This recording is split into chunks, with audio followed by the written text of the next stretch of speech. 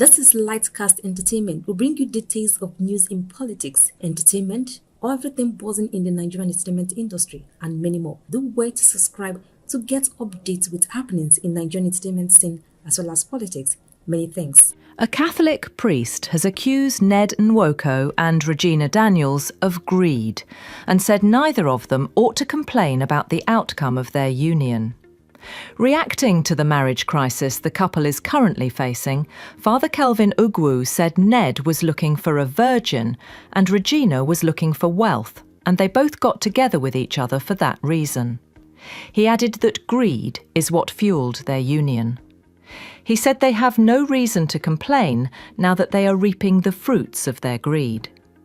The priest said that what the older politician and his younger actress wife had was a contract where both got what they wanted, not a marriage.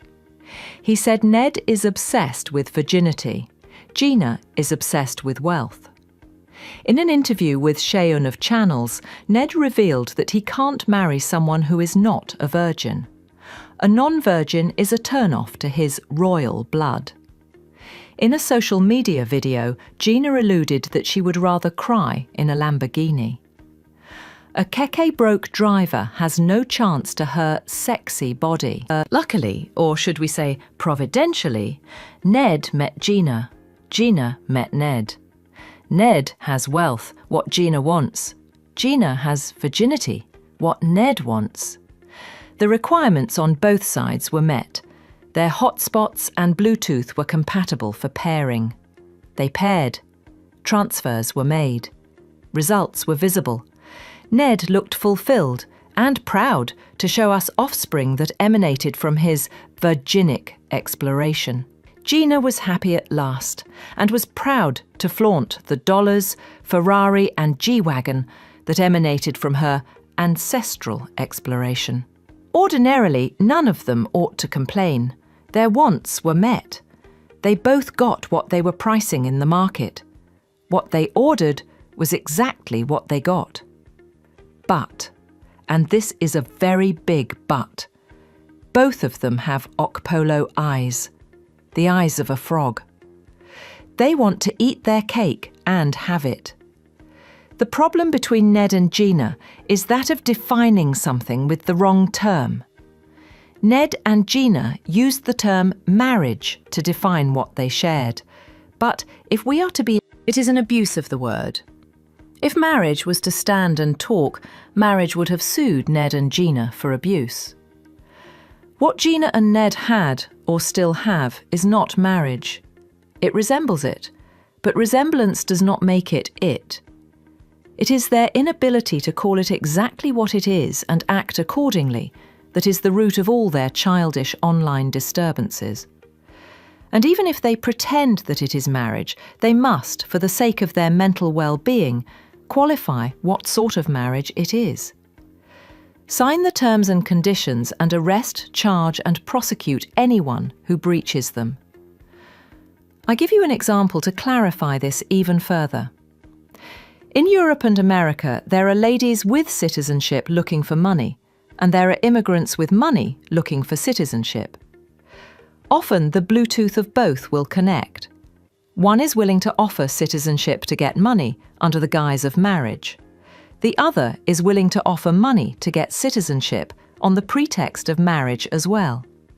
So when they go to court, they will sign a paper and call it marriage. But they both know that such a use of the word marriage was an abuse of the term, since it is only a matter of time before everyone will get what brought them together, and the whole marriage tale will be scattered. Marriage goes beyond seeking to have virgins. It goes beyond seeking to have a Lamborghini. Marriage is the willingness to give yourself unreservedly and for life to the other person.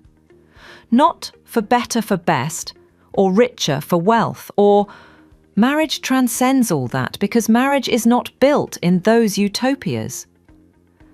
Marriage is built on total self-giving. And in this, you are not picking and dumping. It is a full human person with faculties and emotions, not a commodity. Some of you mistake contract for a marital union, and that, my friend, is the problem.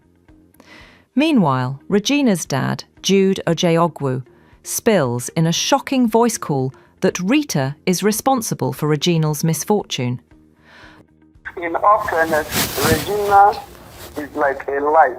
Without Ned Nwoko, Regina will still get to her destination. Why should it be Ned Nwoko?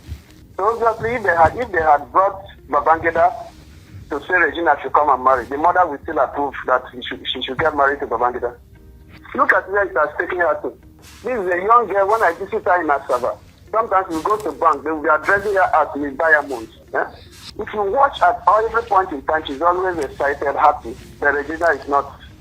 I saw some kind of initiation ceremony, and I know, because as a traditional man, I know that what that simply means is that there is no going back.